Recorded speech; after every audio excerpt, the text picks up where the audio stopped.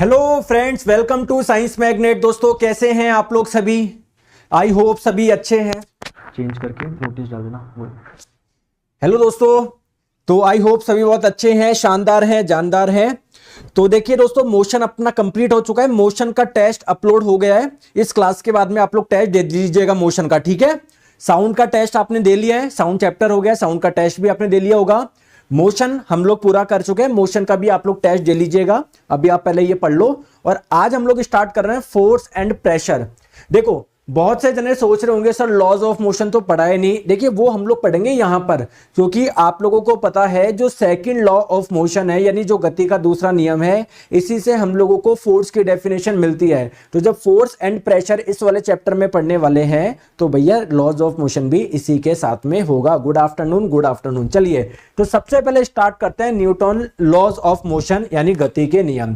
दोस्तों आप लोगों को पता है गति क्या होता है, ठीक है। तो गति से संबंधित न्यूटन जी ने 3 नियम दिए। उन्होंने बताया कि देखो जब भी गति होगी तो ऐसा होगा, ऐसा होगा, ऐसा होगा। तो उन्होंने 3 चीजें बताई, इन्हें हम लोग बोलते हैं गति के 3 नियम। न्यूमेरिकल प्रैक्टिस के लिए क्वेश्चन करवा दीजिएगा सर जितेंद्र जी। मैंने टेस्ट में सारे न्यूमेरिकल वगैरह सभी प्रकार के क्वेश्चन आपको मिल जाएंगे, ठीक है। आ जाओ, ठीक है। चलिए तो स्टार्ट करते हैं। सबसे पहले कुछ इंपॉर्टेंट बात जो आप लोगों से एग्जाम में पूछी जा सकती है। देखो आप लोगों को मैं बता दूं, पहले कोई भी साइंटिस्ट अपनी कोई भी रिसर्च करते थे ना, या कोई भी उन्होंने अध्ययन कराया, तो वो उसका वर्णन अपनी बुक में करते थे, ठीक है। जैसे आप लोगों ने पता होगा भी सुरेश रैना की बुक आई है, तो उनके लाइफ में कैसा अप एंड डाउन क्या रहे, महेंद्र सिंह धोनी का क्या रोल था, तो सारा का सारा उन्होंने अपने उस पुस्तक में लिखा है। तो सेम अगर आप लोगों से पूछा जाए कि न्यूटन जी ने जो अपने 3 नियम प्रकाशित करे थे वो अपनी कौन सी पुस्तक में करे थे, तो बस उस पुस्तक का नाम आप लोग ध्यान रखेंगे। तो इस पुस्तक का नाम आप लोगों का क्या है? Philosophy naturalis Principia Mathematica. तो ये इस पुस्तक का नाम है, जहां पर इन्होंने अपने तीनों क्या करे थे, अपने जो नियम थे वो प्रकाशित कर रहे थे, ठीक है। अब आप लोग बोलेंगे कि सर ठीक है, तीनों जो लॉज थे, तीनों नियम प्रकाशित करे, ये तो बताइए लॉज कौन कौन से थे। तो सबसे पहले हम लोग बात करते हैं Newton first law of motion, यानी न्यूटन की गति का पहला नियम। एक चीज आप लोग ध्यान रखिएगा, न्यूटन की गति का जो पहला नियम है ना, हम लोग इसे लॉ ऑफ इनर्शिया भी बोलते हैं, यानी जड़त्व का नियम भी बोलते हैं। लॉ ऑफ इनर्शिया यानी जड़त्व का नियम भी बोलते हैं। अब सर ये जड़त्व क्या होता है, आइए मैं आप लोगों को समझाता हूं। पहले हम लोग समझते हैं ये जो लॉ है वो आपको बोलता क्या है। दोस्तों आप लोग मुझे एक चीज बताइए, प्लीज इधर देखो, ठीक है, प्लीज इधर देखो। ये फुटबॉल क्या थी, पहले ऐसी कैसे रखी हुई थी? अरे जब आप लोगों ने फुटबॉल को किक नहीं मारी तब फुटबॉल अपनी जगह पर रखी हुई थी क्या? यानी फुटबॉल कहां पर थी? रेस्ट में थी, विराम में थी। रेस्ट में थी यानी विराम में थी। अगर दोस्तों आप लोग इसको किक नहीं मारते पैर से तो क्या ये अपने आप चल जाती? क्या नहीं जाती ना। तो अगर कोई वस्तु रेस्ट में होती है तो वो रेस्ट में ही रहती है, विराम में ही रहती है, ठीक है। और अगर मान लीजिए दोस्तों ये मोशन कर रही है, जैसे आपने किक मारी है, बॉल चल रही ना, तो ये मोशन ही करती रहेगी जब तक आप लोग इसको रोकोगे नहीं। तो अगर कोई वस्तु रेस्ट में है तो वो रेस्ट में रहती है, अगर कोई वस्तु मोशन में है, गति में है, तो वो गति में ही रहती है। कब तक? जब तक आप लोग उस पर कोई फोर्स ना लगाए। जैसे आपने फोर्स लगाया इसलिए रेस्ट से मोशन में आई, अगर फोर्स नहीं लगाते तो रेस्ट का रेस्ट में ही रहती। तो दोस्तों कोई भी वस्तु होता है ना, वो अपने आप अपनी स्थिति में परिवर्तन नहीं करती। जैसे ये ऐसा नहीं है बॉल अपने आप ही दोस्तों मोशन करने लग जाती है। कब करेगी मोशन? जब इस पे कोई फोर्स लगेगा। तो न्यूटन जी का पहला नियम यही बोलता है कि अगर कोई वस्तु विराम में है तो वह विराम में ही रहेगी, अगर कोई वस्तु गति कर रही है तो वह गति ही करेगी। कब तक? जब तक उस पर कोई बाह्य बल यानी कोई एक्सटर्नल फोर्स आप लोग नहीं लगाए। जैसे मैं आप लोगों को बोलूं ये पेन में गिर रहा हूं, गति कर रहा है ना, तो मैंने क्या करा, इसको रोकने के लिए फोर्स लगाया, इसलिए रुका, वरना ये गति करता रहता, नीचे की ओर आता रहता। समझ में आ गई बात को? ठीक है। अब आप लोग एक चीज और ध्यान रखिएगा, चलो आपको ये बात समझ में आ गई कि अगर कोई बॉडी मोशन कर रही है तो मोशन ही करेगी, रेस्ट में तो रेस्ट में रहेगी, जब तक उस पर कोई फोर्स नहीं लगाया जाए। बहुत अच्छी बात है। तो कहीं ना कहीं इसको आप ऐसे समझ सकते हो क्या कि किसी भी वस्तु में कुछ ढीठपन होता है। क्या ढीठपन होता है? जब तक उस पर फोर्स नहीं लग रहा तब तक अपने आप वो, ऐसा नहीं है रेस्ट से मोशन में आ रही है, अपनी स्थिति में परिवर्तन नहीं कर रही है कोई भी अपने आप। अगर मोशन में है तो मोशन ही करती जा रही है, अपने आप रुक नहीं रही, फोर्स लगाना ही पड़ेगा। तो दोस्तों इसी ढीठपन को हम लोग बोलते हैं इनर्शिया यानी जड़त्व। तो अगर आप लोगों से कोई पूछे जड़त्व क्या होता है तो आप लोग बोलेंगे कि दोस्तों कोई भी वस्तु होती है ना, वो अपनी स्थिति में अपने आप परिवर्तन नहीं करती है, या आप लोगों को मैं बोलूं अपने आप परिवर्तन नहीं करती, उस पर कोई फोर्स लगाना पड़ता है। इवन दोस्तों फोर्स लगाओगे ना उसका भी विरोध करेगी। जैसे ये पेन रखा हुआ है, मैंने चिन्नू सा फोर्स लगाया तो क्या ये हिल गई? क्या नहीं, मैंने ज्यादा फोर्स लगाया तब ये पेन यहां से वहां पर हुआ। यानी चीज क्या है, चिन्नू सा फोर्स लगाओगे ना तो उसमें तो वस्तु हिलेगी नहीं। तो इसी चीज को हम लोग बोलते हैं इनर्शिया यानी जड़त्व। तो जड़त्व क्या होता है, जब भी आप लोग किसी वस्तु की स्थिति में परिवर्तन करने की कोशिश करोगे ना, वह इसका विरोध करती है। अगर आपने फोर्स बहुत ज्यादा लगाओगे तब जाके मूव करेगी, वरना थोड़े फोर्स में तो हिल भी नहीं रही है। तो जब भी आप लोग किसी वस्तु की स्थिति में परिवर्तन करोगे ना तो वह उसका विरोध करेगी। उसकी इसी प्रवृत्ति को हम लोग बोलते हैं उसका इनर्शिया यानी उसका जड़त्व। तो दोस्तों अगर मैं आप लोगों को बोलूं किस वस्तु का इनर्शिया ज्यादा होगा, जिस वस्तु का द्रव्यमान ज्यादा होगा।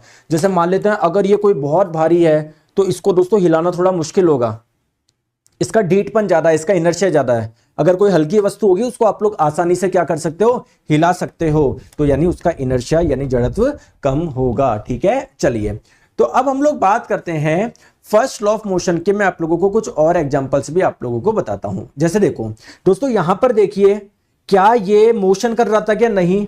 तो जो कोई वस्तु रेस्ट में होती है वो रेस्ट में ही रहना चाहेगी जब तक आप लोग उस पर कोई फोर्स नहीं लगाओ। अब देखो इस पर फोर्स लगाया तब जाके वो रेस्ट से किस में आई है, मोशन में आई है। समझ में आ गई बात को? तो अगर कोई वस्तु रेस्ट में तो रेस्ट में रहेगी, ये उसका ढीठपन है, ये उसकी इनएबिलिटी है, ये उसका इनर्शिया है। ठीक है, आ जाओ।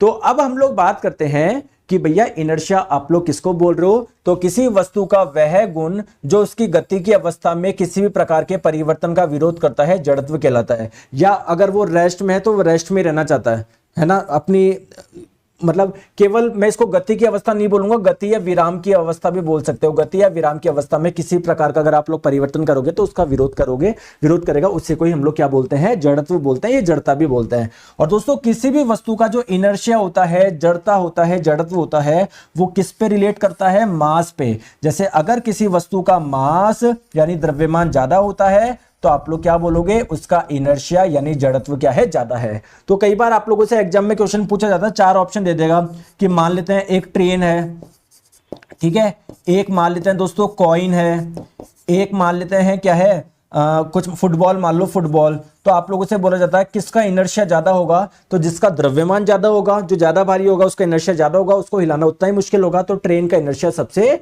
ज्यादा होगा। ठीक है, ठीक है। अब दोस्तों इनर्शिया क्या होता है, अलग अलग टाइप के होते हैं, देखो, ठीक है, इनर्शिया अलग अलग टाइप के होते हैं। सबसे पहले हम लोग बात करते हैं इनर्शिया ऑफ रेस्ट, जिसे आप लोग हिंदी में विराम का जड़त्व बोलोगे। एक होता है इनर्शिया ऑफ मोशन, जिसे आप लोग गति का जड़त्व बोलते हो, और एक होता है इनर्शिया ऑफ डायरेक्शन, जिसे आप लोग दिशा का जड़त्व बोलते हो। दोस्तों आप लोग कोई मुझे बताएगा क्या ये तीनों के बारे में? आइए मैं तीनों के बारे में बताता हूं। जैसा कि नाम से समझ में आ रहा है इनर्शिया ऑफ रेस्ट, अगर कोई वस्तु रेस्ट में है तो वो रेस्ट में ही रहना चाहेगी। अगर आप लोग कोई फोर्स लगाओगे ना तब जाके वो रेस्ट से मोशन में आएगी, वरना वो रेस्ट में ही रहना चाहेगी। और आप फोर्स भी लगाओगे ना तो उसका विरोध भी करेगी है कि नहीं मुझे रेस्ट में रहने दो। वो अलग बात है, आप लोग के ज्यादा फोर्स लगाने पर वो हिल जाएगी, बट अगर वो आप फोर्स लगाओगे ना तो उसका विरोध भी करेगी, नहीं मुझे वहीं पर रहने दो। ठीक है, इसको आप लोग बोलते हैं इनर्शिया ऑफ रेस्ट। दोस्तों इनर्शिया ऑफ मोशन आप लोग किसे बोलते हैं? अगर कोई वस्तु मोशन में है तो वो मोशन में ही रहेगी, मोशन में ही रहना चाहेगी। कब आप लोगों की रेस्ट में आएगी? जब आप लोग उस पर कोई फोर्स लगाओगे। अपने आप वो दोस्तों मोशन से रेस्ट में नहीं आएगी, उसमें ढीठपन है, वो मोशन में रहेगी। तो इसे आप लोग बोलते हैं इनर्शिया ऑफ मोशन। सेम एक होता है इनर्शिया ऑफ डायरेक्शन। अगर कोई वस्तु किसी डायरेक्शन में गति कर रही है या किसी डायरेक्शन की ओर जा रही है, तो अगर आप लोग उसकी डायरेक्शन चेंज करने की कोशिश करोगे तो वो क्या करेगी, उसका विरोध करेगी। तो आइए इन सभी चीजों को एग्जाम्पल के माध्यम से हम लोग समझते हैं। ठीक है, आ जाओ। देखो सबसे पहले बात करते हैं inertia of rest. Inertia of rest किसको बोल रहे हो? अगर कोई बॉडी रेस्ट में है तो वो रेस्ट में रहेगी, अपने आप वो मोशन में नहीं आएगी, ये उसकी इनएबिलिटी है। कोई फोर्स लगाना पड़ेगा तभी वो मोशन में आएगी। तो अगर मैं बोलूं इनर्शिया ऑफ रेस्ट की डेफिनेशन क्या है, तो आप लोग बोलोगे the inability of a body to change by itself its state of rest, वो अपने आप उसकी स्थिति में परिवर्तन नहीं कर पाना क्या कहलाता है? इनर्शिया ऑफ रेस्ट, यानी आपका विराम का जड़त्व कहलाता है। ठीक है, चलिए जैसे इसका आप एग्जांपल देखिए, है ना। आप लोगों ने कभी देखा है क्या कि जब पेड़ पे आप लोगों को कोई फल को गिराना है तो आप लोग पेड़ को बहुत तेज हिलाते हो, फिर फल गिर जाते हैं? क्या आपने ऐसा देखा है क्या? तो देखिए ये किस वजह से होता है, मेरी बात को आप लोग समझिए। पहले क्या हुआ, जैसे मान लेते हैं, मैं यहां पर एक एग्जांपल देके समझाता हूं कि ये टहनी थी, इस टहनी से मान लेते हैं कोई एप्पल कनेक्टेड था। ठीक है, अभी ये कहां पर था? रेस्ट में था, रेस्ट में था ना एप्पल। लेकिन जब आप लोग इसको जाके हिला रहे हो, जैसे मान लेते हैं ये जो टहनी है, मैंने इसको इस तरफ हिलाया, मैंने इस तरफ हिलाया, फोर्स लगाया इस डायरेक्शन में, तो आप लोगों को पता है अगर कोई वस्तु रेस्ट में है तो वो रेस्ट में रहना चाहिए। तो आप लोग फोर्स लगा रहे हो कहां पर? इस डायरेक्शन में, इसको यहां पर ले जाने की कोशिश कर रहे हो, टहनी को ऐसे मूव कर रहे हो, लेकिन ये रेस्ट में रहना चाहती है, तो ये किस तरफ फोर्स लगाएगी, या मैं बोलूं ये किस तरफ रहना चाहेगी? वो इस तरफ रहना चाहेगी, तो ये कुछ इस तरफ एफर्ट लगाएगा, आप लगा रहे हो इस तरफ, जिसकी वजह से ये एप्पल जो है वो टहनी से अलग हो जाएगा। ओके, दूसरा एग्जांपल मैं आप लोगों को बताता हूं। कभी आप लोगों ने जो रोलर कोस्टर राइड होती है ना, वो जब एकदम से स्टार्ट होती है तो अचानक आप लोग पीछे गिरते हो। मैं दूसरा आपको बताता हूं, ठीक है, पीछे गिरते हो।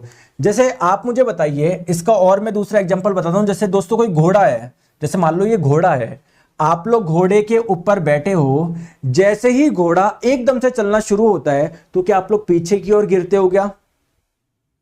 गिरते हो क्या? क्यों? क्योंकि देखिए दोस्तों, घोड़ा अभी रेस्ट में है, आप इसके ऊपर बैठे हैं, आप भी रेस्ट में हैं। लेकिन जैसे ही घोड़ा एकदम से चलना शुरू करता है तो आपकी स्थिति में परिवर्तन आएगा। आप लोग क्या करोगे? इसका विरोध करोगे। आप रेस्ट में रहना चाहोगे, ठीक है। लेकिन दोस्तों आप पूरा रेस्ट में रहना चाहोगे, आप यहीं पर रहना चाहते हो, लेकिन आपकी बॉडी का लोअर पार्ट इस घोड़े के कांटेक्ट में, तो वो तो तुरंत आगे चल जाएगा, आपकी बॉडी वहीं पर रहना चाहेगी। तो नीचे वाला पार्ट आप लोगों का क्या चल जाता है? आगे चल जाता है। तो हम लोग कैसे हो जाता है? पीछे की ओर गिरते हैं। से समझ में आ गई बात को? ठीक है, नेक्स्ट हम लोग बात करते हैं कुछ और एग्जांपल की। आप लोगों को पता है, जैसे मैंने आपको बताया ना, falling behind the rider when horse start running, जैसे घोड़ा चलना स्टार्ट करता है हम पीछे की ओर गिरते हैं ना।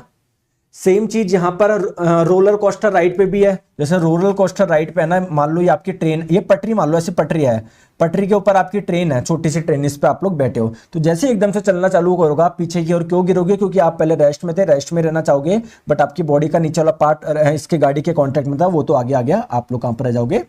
पीछे रह जाओगे। क्लियर है क्या? ठीक है, चलिए। बस में भी आपने देखा होगा, चलिए, कि बस एकदम से जब आप लोगों की चलती है, पहले रेस्ट में थी, एकदम से चलती है पीछे की ओर, इसलिए तो गिरते हैं, ठीक है। तो वो इनर्शिया ऑफ रेस्ट के एग्जांपल है सारे ही। अब हम लोग बात करते हैं इनर्शिया ऑफ मोशन, यानी गति के जड़त्व के बारे में। दोस्तों, इनर्शिया ऑफ मोशन क्या होता है? अगर कोई वस्तु मोशन में होती है तो मोशन में ही रहना चाहेगी, ठीक है। आप लोग फोर्स लगाओगे तब जाके वो रेस्ट में आएगी। तो अगर कोई मोशन में रहना चाहेगी, इवन आप लोग फोर्स लगा के उसकी मोशन को चेंज करने की कोशिश करोगे ना, वो उसका विरोध करेगी। वो ज्यादा फोर्स लगाने पर, है ना, ऑब्वियसली मोशन से रेस्ट में आ सकती है, बट दोस्तों वो क्या करेगी? उसका विरोध करेगी, ठीक है क्या? चलिए, तो आ जाओ। सर आपसे एक रिक्वेस्ट है कि इस बार बायोलॉजी में सब टॉपिक डायग्राम बेस कराएगा। सब कराएंगे, टेंशन न लो आकाश जी, ठीक है। तो इनर्शिया ऑफ मोशन आप लोगों का क्या है? The inability of a body to change by itself its state of uniform motion. जो ये मोशन कर रहा है ना, तो अपने आप ऐसा नहीं है मोशन से रेस्ट में आ जाएगा, ठीक है। अपने आप क्या हो जाएगा? मोशन, आप फोर्स लगाओगे तब जाके आएगा रेस्ट में, अपने आप नहीं आएगा, ये ढीठपन है इसमें। इवन आप लोग फोर्स लगाओगे ना, इसका भी क्या करेगा? ये विरोध करेगा। क्लियर है? ठीक है, इधर देखो प्लीज, इधर देखो। यहां पर आप लोग देखो, आपको पता है ना दोस्तों, जब भी किसी बस में अचानक ब्रेक लगते हैं तो हम लोग आगे की ओर गिरते हैं। आपने देखा होगा, बस में आपने ट्रेवल करा ही होगा, तो जैसे ही बस में ब्रेक लगता है हम लोग आगे की ओर गिरते हैं ना। ये किसका एग्जाम्पल है? ये एग्जाम्पल है इनर्शिया ऑफ मोशन का। कैसे दोस्तों? आइए मैं आप लोगों को समझाता हूं। प्लीज यहां पर देखो, प्लीज यहां पर देखो, ये बस है, ये बस है, ठीक है, ठीक है। ये आप थे, ये आप थे, ठीक है। बस चल रही थी, बस मोशन में थी, आप भी मोशन में थे, एकदम से जैसे ही दोस्तों ब्रेक लगा, आप तो क्या चाहोगे कि नहीं मैं तो मोशन करता ही रहूं, मैं तो मोशन करता ही रहूं, मैं तो मोशन करता ही रहूं। तो बस रुक जाती है, लेकिन आप चाहते हो नहीं मैं मोशन करता रहूं, जिसकी वजह से आप लोग आगे की ओर मूव करते हो, है ना। जैसे एकदम से बस लगी तो बस तो रुक गई, लेकिन आप चाहते हो नहीं मैं मोशन में रहूं, तो मोशन करने के चक्कर में आप लोग कहां पर आ जाते हो, आगे आ जाते हो। क्लियर है। चलिए दोस्तों यहां पर आप लोग देखिए, जब घोड़ा एकदम से रुकता है तो आप लोग आगे गिरते हो ना।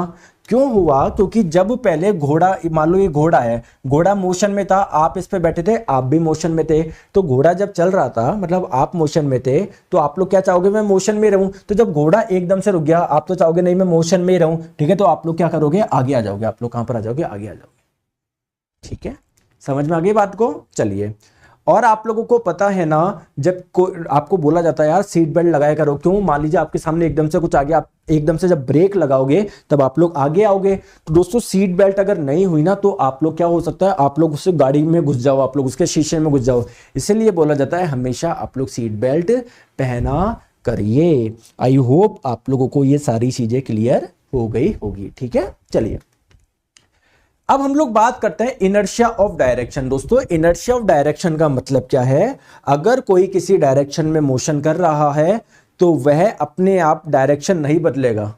ऐसा नहीं पहले इधर जा रहा था अब ऐसे जाने लग जाएगा। उसके लिए क्या करना पड़ेगा, उस पर आपको कोई फोर्स लगाना पड़ेगा, और इवन वो क्या करेगा, उसका विरोध भी करेगा। तो आइए मैं इसके कुछ आप लोगों को एग्जाम्पल बताता हूं। यहां पर आप लोग देखो दोस्तों, कभी आप लोगों ने देखा है क्या कि जब भी कोई बाइक वाला घूमता है, मतलब उसको टर्न लेना होता है, तो एक तरफ पूरी तरफ, एक साइड पूरी तरफ घूम जाता है? बताओ ऐसा क्यों होता है? ऐसा क्यों होता है, कोई कौन बताएगा? क्योंकि देखो प्लीज मेरी बात को आप लोग ध्यान से समझिए, या मैं आप लोगों को और एक आप लोगों को रियल लाइफ एग्जांपल बताता हूं। जैसे मान लीजिए बस है, ये ना, आप ही मान लीजिए बस है, आप लोग खिड़की वाली विंडो साइड आप लोगों की सीट पे बैठे हो, ठीक है। बस जा रही थी दोस्तों ऐसे इस दिशा में, जैसे ही बस मान लेते हैं लेफ्ट में घूमी, तो क्या आप लोग राइट की ओर आप लोगों पे लगता है क्या? बताओ। अरे जब बस लेफ्ट में घूमते आप राइट की ओर धक्का लगता है क्या? आप राइट की ओर घूमते हो क्या? क्यों क्यों ऐसा क्यों हुआ? क्योंकि आप जा रहे थे ऐसे, ये आपकी डायरेक्शन ये थी। बस वाला बोल रहा है कि नहीं मैं तो ऐसे जाऊंगा, आप इसका विरोध करोगे, बोले नहीं मुझे तो इधर ही जाना है, मुझे तो इधर ही जाना है। तो इसलिए आप लोग क्या करते हो, इस दिशा में आप लोग गिरते हो। आप लोग समझ में आ गई बात को। सेम यहां पर है कि ये जब टर्न ले रहा है ना, मान लो ये ऐसा कोई शार्प टर्न है, तो कोई बाइक वाला जब टर्न ले रहा है ना, तो भैया पहले दिशा ये थी, आप दिशा कैसे कर रहे हो, आप दिशा इसकी ऐसे करना चाह रहे हो, तो उसका विरोध करेगा, तो ये क्या पर गिरेगा, इस साइड गिरेगा, इस साइड गिरेगा। तो वो बाइक वाला गिर नहीं जाए इसलिए ऑलरेडी पहले झुक के रखता है, ये झुक के रखता है, झुक के रखता है। ये समझ में आ गई बात को। ठीक है, चलिए आगे चलिए। दोस्तों इनर्शिया ऑफ डायरेक्शन का और आप लोग एग्जांपल देख लीजिए। अगर आप लोग किसी चाकू पे धार लगा रहे हैं, आप लोग एक चीज ध्यान से देखिएगा प्लीज। देखो आप जिस डायरेक्शन में लेकर आ रहे हो, देखो direction of spark emanating from the rotating ring sharpening the knife is the direction tangential to the rotating ring, this is due to inertia of direction. जैसे देखो भैया आप किस डायरेक्शन में लेके जा रहे हो इस चक्कू को, इस डायरेक्शन में लेकर आ रहे हो ना, जबकि अगर हम लोग बात करें स्पार्क जा रहा है इस डायरेक्शन में, तो ये भी इनर्शिया ऑफ डायरेक्शन की वजह से ही होता है। ठीक है, सेंट्रीफ्यूगल फोर्स कराएंगे ना, टेंशन के लिए सेंट्रीफ्यूगल सेंट्रीपिटल सब करवाएंगे। तो आई होप आप लोगों को फर्स्ट लॉ ऑफ मोशन समझ में आ गया होगा। अब हम लोग बात करते हैं दोस्तों किसकी, मोमेंटम यानी संवेग की। ओके चले,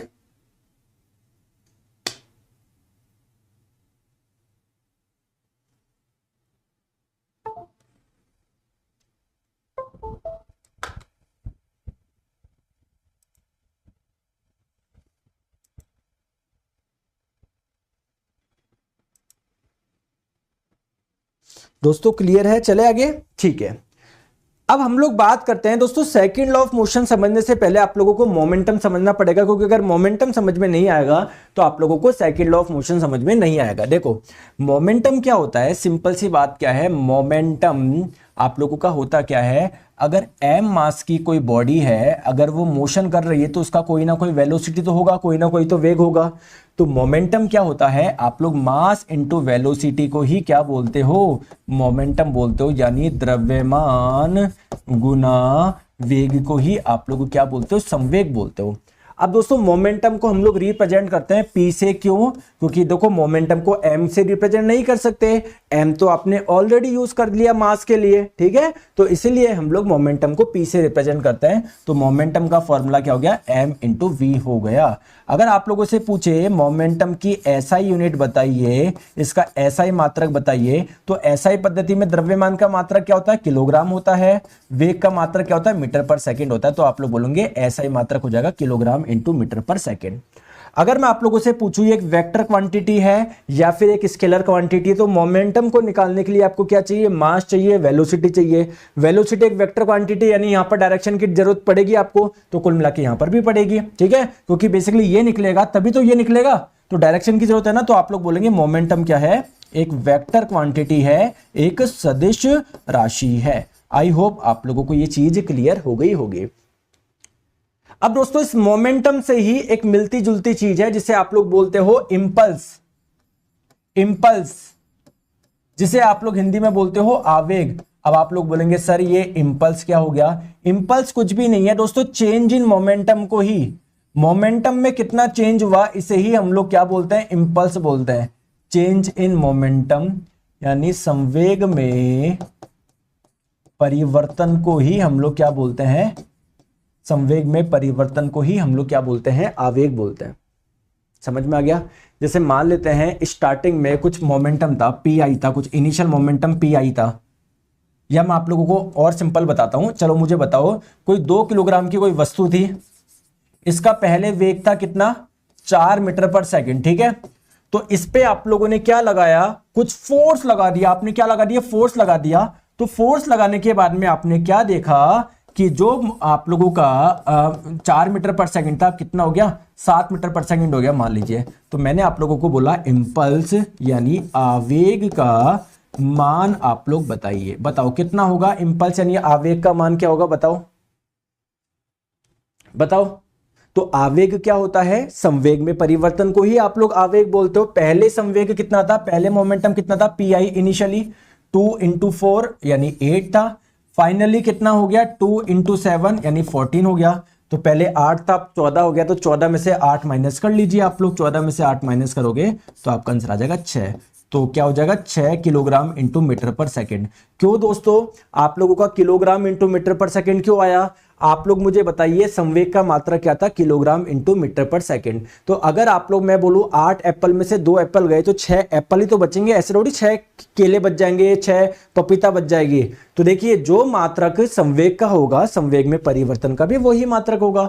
तो ठीक है, तो इसका भी मात्रक क्या होगा, किलोग्राम इंटू मीटर पर सेकंड होगा, ठीक है। चलिए, तो आप लोगों को ये दोनों चीजों का पता होना जरूरी था, तभी जाके आप लोग क्या निकाल पाते, इंपल्स यानी आवेग, ये sorry second law of motion आप लोग समझ पाते हैं, ठीक है। चलिए, तो सेकंड लॉ ऑफ मोशन जो है, अब मैं आपको बताता हूं सेकंड लॉ ऑफ मोशन क्या बोलता है। सेकंड लॉ ऑफ मोशन क्या बोलता है कि किसी भी वस्तु पे कितना बल लग रहा है, ये कैसे पता लगाओगे। तो सेकंड लॉ ऑफ मोशन बोलता है कि किसी भी वस्तु पे जो लगने वाला बल होता है ना, वो उसके संवेग में परिवर्तन की दर के बराबर होता है। आप लोग बोले सर समझ में नहीं आया, अभी समझाएंगे, पहले समझो। किसी भी ऑब्जेक्ट पे जो फोर्स लग रहा है ना, वो किसके बराबर होता है, rate of change in momentum के बराबर होता है। आप लोग बोले सर नहीं समझ में आया, आप मुझे बताओ फोर्स का आपने फॉर्मूला सुना है क्या, m इंटू ए, सुना है ना, वो यहीं से ही आता है। आइए मैं आप लोगों को निकाल के बताता हूं। देखो सेकंड लॉ आप लोगों को क्या बोलता है, प्लीज ध्यान से आप लोग समझिए। इधर देखो, जैसे मान लेते हैं कोई m मास की कोई बॉडी थी, पहले इसकी वेलोसिटी थी u, ठीक है। आपने क्या लगाया, आपने क्या लगाया, एक फोर्स लगाया। फोर्स लगाने से क्या हुआ, इसकी वेलोसिटी जो पहले u थी, अब वो बढ़ के क्या हो गई, v हो गई। और u से v होने में जो टाइम लगा वो कितना लगा, t सेकंड का लगा। समझ में आ गई बात को। तो आप लोग मुझे बताइए इस पे आपने कितना फोर्स लगाया होगा, क्वेश्चन ये है। तो देखिए दोस्तों, फोर्स क्या होता है आप लोगों का, मास इंटू एक्सेलरेशन होता है। समझ में आ गई बात को? अरे एम रियली सॉरी, अभी कहां से होता है मास इनटू एक्सेलरेशन, अभी तो जानते नहीं हो आप, है ना? तो आप लोगों को फोर्स कितना लगा ये आप लोगों को निकालना है। दोस्तों न्यूटन जी का सेकंड नियम क्या बोलता है कि किसी भी बॉडी पे लगाया गया फोर्स उसके संवेग में परिवर्तन की दर के बराबर होता है, यानी rate of change in momentum के बराबर होता है। यानी संवेग में कितना परिवर्तन हुआ, संवेग में कितना परिवर्तन हुआ, चेंज इन मोमेंटम बटे कितने टाइम में हुआ। तो कितना चेंज हुआ, पहले संवेग कितना था, पहले कितना था m इंटू यू, अब कितना हो गया m इंटू वी। तो संवेग में कितना परिवर्तन हो गया, एम यू से एम वी हो गया ना, तो M V minus M U, इतना चेंज हो गया। और ये चेंज कितने में हुआ, टी टाइम में हुआ। आप लोग क्या करिए, m को एलसीएम ले लीजिए, क्योंकि यार मास तो पहले जितना था उतना ही रहेगा, अंदर क्या बचेगा v माइनस यू, ये नीचे t। तो ये v माइनस यू क्या है, पहले वेलोसिटी u थी अब v हो गई, तो चेंज कितना का हो गया, v माइनस यू। तो v माइनस यू क्या है, चेंज इन वेलोसिटी, ये क्या है टाइम। तो देखो वेलोसिटी में कितना चेंज हुआ, कितने टाइम हुआ, इसे ही तो एक्सेलरेशन बोलते हो। अरे इसे ही तो एक्सेलरेशन बोलते हो। तो यहां से आप लोगों का फॉर्मूला आ जाता है फोर्स का मास इनटू एक्सेलरेशन। समझ में आ गई बात को, क्लियर है? ठीक है, चलिए। तो अगर आप लोगों से कोई पूछा जाए Newton second law of motion क्या है, तो हम लोग बोलते हैं ना फोर्स बराबर मास इनटू एक्सेलरेशन। ये आता कहां से है, ये इस डेफिनेशन से आता है कि किसी भी बॉडी पे लगाया गया फोर्स उसके मोमेंटम में चेंज के मोमेंटम में the rate of change in momentum के बराबर होता है। ठीक है, चलिए आगे हम लोग बात करते हैं। तो यहां से आप लोगों को समझ में आ गया फोर्स बराबर हो गया मास इनटू एक्सेलरेशन, जहां पर मास क्या है, उस ऑब्जेक्ट का मास है, ए उसका एक्सेलरेशन है। तो अगर आपको दोनों चीजें पता है तो आप लोग बता सकते हो कि उस पर कितना फोर्स लग रहा है। समझ में आ गई बात को? ठीक है, अगर आप लोग जैसे आपके पास में क्या है, दो वस्तु है, एक तो 1 किलोग्राम की, एक है 10 किलोग्राम की। ठीक है, तो आपने इसमें फोर्स लगाया मान लेता है 100 न्यूटन का, यहां पर भी लगाया 100 न्यूटन का। तो अगर मैं आपको बोलूं कौन ज्यादा मूव करेगी, किसका एक्सेलरेशन ज्यादा होगा, तो आप लोगों को पता है फोर्स बराबर होता है मास इनटू एक्सेलरेशन। एक्सेलरेशन हो जाएगा फोर्स बटे मास। तो जिसका मास कम होगा, जो हल्का होगा, उसमें एक्सेलरेशन ज्यादा आएगा, जिसका मास ज्यादा होगा, जो भारी होगा, उसका एक्सेलरेशन कम आएगा। तो आप लोग ध्यान रखिएगा, अगर मास ज्यादा, लार्ज मास का मतलब क्या है, जैसे हाथी पे आप कोई फोर्स लगा रहे हो, ठीक है, तो बहुत लार्ज मास है ना, इसका द्रव्यमान ज्यादा है, तो इसमें एक्सेलरेशन क्या होगा, कम आएगा। जबकि दोस्तों अगर उतना ही फोर्स आप किसी छोटे ऑब्जेक्ट पे लगा रहे हो, स्मॉल मास पे लगा रहे हो, तो एक्सेलरेशन क्या आएगा, ज्यादा आएगा। ओके, चलिए यहां पर आप लोग देखिए। ठीक है, तो अगर कोई फोर्स लगा रहे हो किसी बड़े मास पे तो एक्सेलरेशन कम आएगा, जबकि अगर कोई आप लोग फोर्स लगा रहे हो किसी स्मॉल मास पे तो एक्सेलरेशन क्या होगा, ज्यादा होगा। ठीक है, आ जाओ दोस्तों। आप लोगों ने देखा होगा कि जब कोई मान लो फिनिशिंग लाइन है, तो जब फिनिशिंग लाइन तक पहुंच जाता है उसके बाद में भी थोड़ा चलते हैं, थोड़ा चलते हैं ना। वो क्यों, जिससे उन पे फोर्स नहीं लगे, क्योंकि फोर्स क्या होता है, चेंज इन मोमेंटम बट्टे टाइम। भैया मोमेंटम में कितना चेंज हुआ, चेंज इन मोमेंटम बट्टे कितने टाइम में। तो अगर दोस्तों ये एकदम से वहां पर रुक जाएंगे, यानी मोमेंटम पहले जो था अब रुक गया, जीरो हो गया, कुछ चेंज हुआ और वो वहीं पर रुक गया ना, तो कम टाइम में होता है ना, तो फोर्स ज्यादा लगता है। तो अगर आप लोग ये थोड़ा सा और आगे बढ़ता है, जिससे मोमेंटम में चेंज होने का टाइम ज्यादा मिल जाए, टाइम की वैल्यू ज्यादा हो, टाइम की वैल्यू ज्यादा हो, तो फोर्स क्या हो, आप लोगों का कम हो। क्लियर है क्या, क्लियर है क्या? आपने देखा होगा दोस्तों एक छोटी सी चीज, गुरुजी मास और वेट में डिफरेंस क्या है। धीरेन्द्र जी जब मैं ग्रेविटेशन पढ़ाऊंगा तब आपको समझ में आएगा वेट क्या है। ठीक है, अभी आप कंफ्यूज मत हो, केवल मास समझ लो आप। देखो आप लोगों ने देखा है क्या, कभी भी कोई खिलाड़ी कैच पकड़ता है तो ऐसे थोड़ी करता है, ऐसे पीछे करता है ना, अरे ऊपर चारियों को थोड़ा नीचे करता है ना, ऐसे थोड़ी, ऐसे कर लेता है, ऐसे जितना नीचे हो सकता है उतना करता है ना। इसका कारण क्या है मैं आप लोगों को बताता हूं। देखो आप लोग मुझे बताइए, ये आप लोगों का क्या है, हाथ है, ठीक है, आप ऐसे कैच कर रहे हो, मान लो, है ना, आप ऐसे कैच कर रहे हो, आपके पास में बॉल आ रही है, बॉल मान लो 1 किलोग्राम की है, बॉल का वेग कितना है, 10 मीटर पर सेकंड है। जब बॉल आपके हाथों में समा जाएगी उसका वेग कितना हो जाएगा, 0 हो जाएगा। ठीक है, समझ में आ गई? तो मैं आपको बोलूं फोर्स कितना लगेगा, तो फोर्स क्या होता है, संवेग में परिवर्तन की दर। तो मान लेते हैं यहां से यहां पर बॉल आने में लगे 4 सेकंड लगे, तो संवेग पहले कितना था, 1 किलोग्राम इंटू 10 था, बाद में 0 हो गया, कितने का चेंज आ गया, -10 का चेंज आ गया, कितने समय में, 4 सेकंड का। तो फोर्स आपका 2.5 न्यूटन का लगेगा। लेकिन जब आप लोग हाथ पीछे करोगे तो दोस्तों बॉल आपके हाथों में जब समाएगी समय ज्यादा लगेगा ना, क्योंकि आपने हाथ पीछे कर लिए। थोड़ा और ज्यादा टाइम लगेगा बॉल को आपके हाथों में आने में, तो 4 सेकंड की जगह मान लेते हैं 5 सेकंड लग रहा है, तो कुल मिला के 10/5 होगा, तो आंसर आएगा 2। तो फोर्स कम लग रहा है ना, पहले ज्यादा लग रहा था, ठीक है। तो इसके पीछे कारण क्या है आप लोग का, यही है। चलिए आ जाओ दोस्तों, ट्रेन के बोगियों के बीच में बफर्स लगाए जाते हैं ना, ये भी सेकंड लॉ ही है आप लोगों का, ठीक है। सेकंड लॉ की वजह से अगर हम लोग बात करें कोई चीनी मिट्टी के बर्तन जो कागज रैप करे जाते हैं ना, ये भी सेकंड लॉ ऑफ मोशन की वजह से करे जाते हैं। सर कैसे? जैसे आप लोग मुझे बताइए, सेकंड लॉ ऑफ मोशन, आपने ना प्लेट को जब ट्रेवलिंग होती है, जब इनको है ना आप ट्रांसपोर्टेशन करते हो, है ना, तो प्लेटर यहां से वहां, वहां से यहां ज्यादा रहती, मान लो इसके ऊपर अगर कुछ चीज पड़े ना, तो देखो उसको पहुंचने के लिए एक्स्ट्रा टाइम मिल जाए, मेन चीनी के बर्तन तक नहीं पहुंचेगा, इसके ऊपर टाइम एक्स्ट्रा मिल जाएगा, क्योंकि इसके ऊपर आपने कागज लपट दिया, पहले वो कागज एब्जॉर्ब कर लेगा बहुत सारी चीज, तो फोर्स इस पर नहीं लगेगा, ठीक है। चलिए तो दोस्तों आज के लिए हम लोग इतना रखते हैं, बाकी का करता हूं मैं कल क्लास में, आज थोड़ी छोटी क्लास रखेंगे, ठीक है। तो फोर्स एंड प्रेशर को फिर कंटिन्यू करते हैं सेकंड में। और प्लीज आप लोग मोशन का टेस्ट दे लीजिए, मोशन का टेस्ट किस किस ने दिया भी नहीं दिया ना, आधे घंटे पहले भी अपलोड हुआ है, तो प्लीज मोशन का टेस्ट दे लीजिए, देख लीजिए आपने जो पढ़ा कितना आपको आ रहा है कितना नहीं आ रहा है, ठीक है दोस्तों। चलिए बाय बाय, टेक केयर।